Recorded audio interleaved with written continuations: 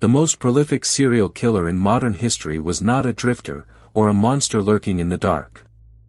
He wore a cardigan and reading glasses. He made house calls. His patients called him the best doctor in town. The official inquiry into his career would call him something else, the confirmed killer of at least 215 people. For more than 2 decades, patients queued to join his list.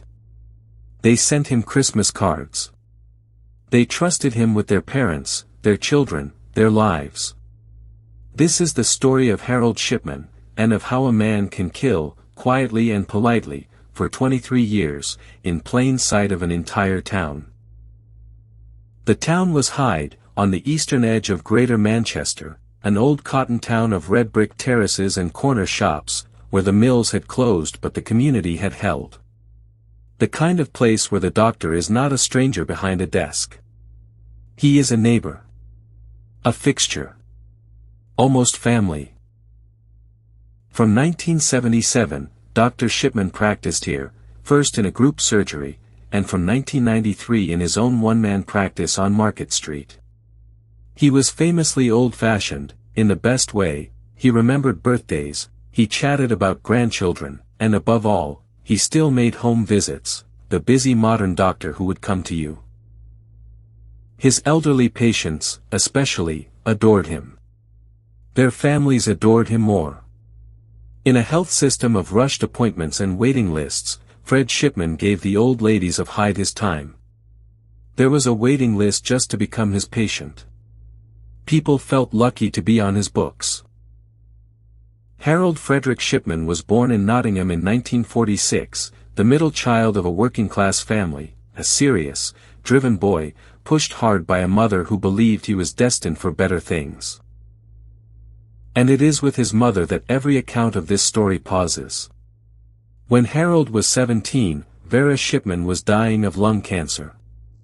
In her final months, the boy watched the family doctor come to the house, and watched the relief spread through her body as he administered morphine. She died in June 1963. Harold sat his school exams days later, and told almost no one.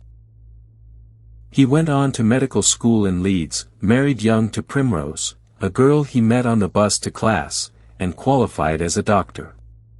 Those who trained with him remembered little. He was competent, aloof, forgettable. A man nobody would ever suspect of anything, because nobody ever really looked at him. His first post as a family doctor came in 1974, in the Pennine Mill town of Todmorden. He was young, energetic, modern. And within 2 years, he was caught, not for hurting patients, but for forging their prescriptions.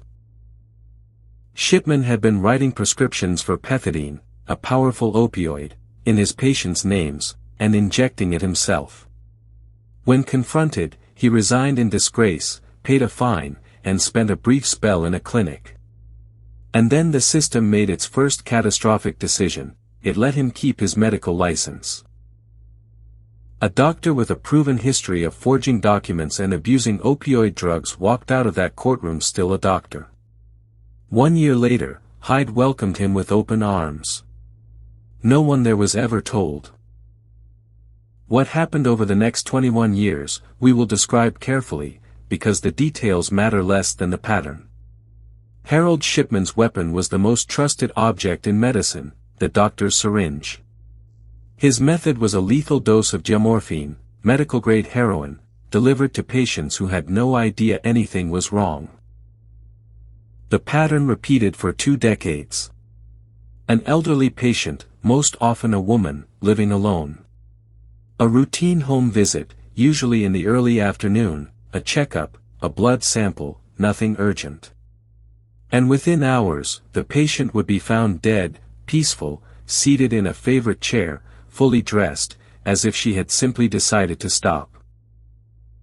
Then came the paperwork, and the paperwork is where Shipman was untouchable. He signed the death certificates himself: old age, heart failure, stroke. He typed the medical histories himself, quietly inventing years of symptoms the patient had never reported. And he gently steered families toward cremation, which required only one more signature from a colleague who trusted him completely. And here is the detail that makes this case almost unbearable. The families thanked him. "He was so kind," they said. "He came straight away. At least she wasn't alone, the doctor was with her." Hundreds of grieving families shook the hand of the man who had, an hour earlier, ended their mother's life. Year after year, the deaths accumulated, always plausible, always tidy, always certified by the town's most beloved physician. No alarms. No autopsies. No questions.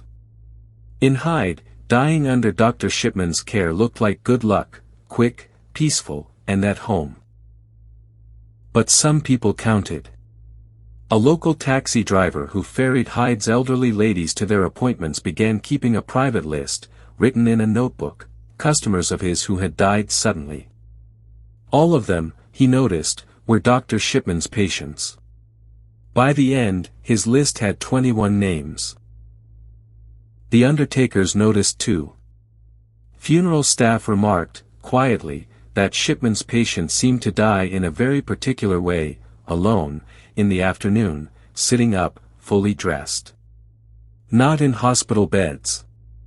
Not after long declines. Just, switched off. And in March 1998, someone finally did the arithmetic. Dr. Linda Reynolds, from the practice across the road, compared death rates. Shipman's elderly patients were dying at roughly 3 times the expected rate. She took her concerns to the coroner. The coroner called the police. The investigation that followed lasted weeks, and found nothing, because the investigators checked Shipman's own records. The falsified ones. The histories he had invented to explain each death. In April 1998, the inquiry was quietly closed, and the good doctor of Hyde went back to work. The price of that failure can be counted precisely. In the months after he was cleared, Harold Shipman killed at least 3 more women. The last of them would bring the whole edifice down. Kathleen Grundy was 81, and nobody's victim. A former mayoress of Hyde, wealthy, sharp, and famously energetic, she served lunches to the old people, many of them younger than she was.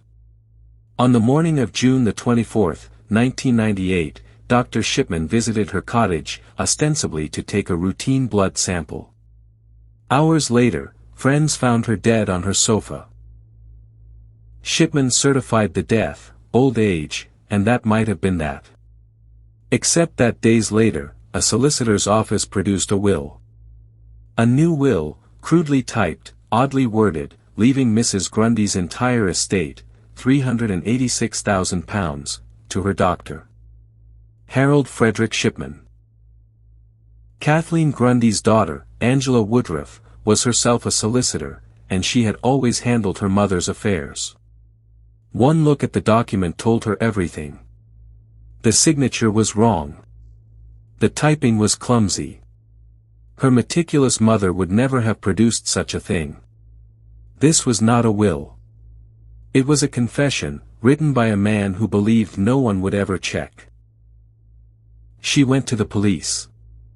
And this time, the police did not check the doctor's records. They exhumed Kathleen Grundy.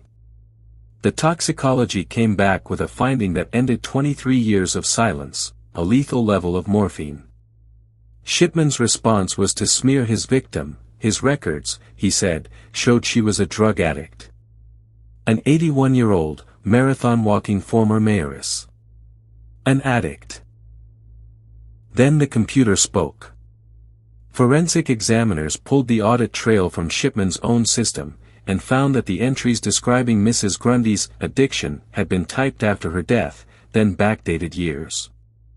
The machine had quietly recorded every lie, with a timestamp. The doctor's own keyboard betrayed him.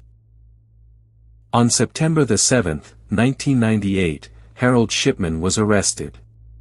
He was contemptuous. The police, he sneered, understood nothing about medicine. But Hyde had begun to whisper, and the whispers became a roar. Detectives exhumed 12 more of his patients. Morphine, in every single one. They pulled hundreds of patient files and found the same fingerprints of deceit, afternoon home visits, sudden deaths, backdated records, certificates signed by the same steady hand. And the town of Hyde began the darkest arithmetic imaginable, families thinking back to a mother, a grandmother, an aunt, who had died so suddenly, so peacefully, right after the doctor's visit. The phone lines of the inquiry filled with 2 decades of grief, reread in a new and terrible light. The trial opened at Preston Crown Court in October 1999. 15 specimen murders, and the forgery of Kathleen Grundy's will.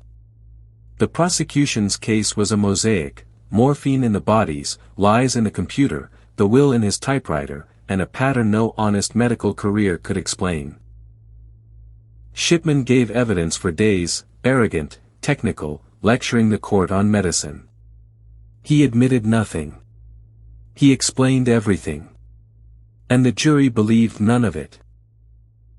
On the 31st of January, 2000, Harold Shipman was convicted on all 15 counts of murder. 15 life sentences, later converted to a whole life order. He would never be released. The judge told him, "You have finally been brought to justice by the verdict of 12 of your fellow citizens. I have little doubt that each of your victims smiled and thanked you as she submitted to your deadly ministrations." But 15 was only the beginning. The public inquiry that followed, led by Dame Janet Smith, spent years combing through every death certificate Harold Shipman had ever signed. Its conclusion stunned even the investigators: at least 215 victims, with real suspicion in dozens more. Some estimates reach 260. The killings spanned from 1975 to 1998, from his very first years in practice to the month before his arrest. The oldest victim was 93. The youngest was 41. He killed, on average, 1 patient roughly every 5 weeks, for 23 years, while remaining the most popular doctor in town. And the inquiry answered the question everyone asked: how? With an answer nobody wanted. The system was built on trust in the doctor. He certified the deaths. He wrote the records. He advised the cremations. Every safeguard assumed the one thing that was false, that the physician was honest. Why he did it, no inquiry could answer. He never confessed to a single killing. Some point to the 17-year-old boy watching morphine bring his mother peace. Some saw a God complex, a small man savoring the ultimate power over life and death. And some noted the forged will was so clumsy that perhaps, after hundreds of undetected murders, Harold Shipman simply wanted someone to finally stop him. He never explained. On the 13th of January, 2004, the eve of his 58th birthday, Harold Shipman was found dead in his cell at Wakefield Prison. He had hanged himself. Even his death, investigators noted, was precisely calculated. By dying before the age of 60, he guaranteed his wife the full lump sum of his NHS pension. For the families of Hyde, it was one final theft. He took the answers with him, every name he never admitted, every why he never spoke. 200 families were left to grieve twice, once for their dead, and once for the truth. Through all of it, one person never wavered. His wife, Primrose, stood by him from the first arrest to the last appeal, visiting him in prison, insisting on his innocence, refusing to the end to believe that the man she had married on the bus to medical school was what the evidence said he was. In her own way, she was his final patient, the last person in England who still trusted Dr. Shipman completely. The surgery on Market Street closed, its patient list scattered to other practices, thousands of people who now had to sit in a stranger's office and explain, somehow, who their last doctor had been. For years, telling a new physician you came from Hyde meant a pause, and a look, and a question no one wanted to ask out loud.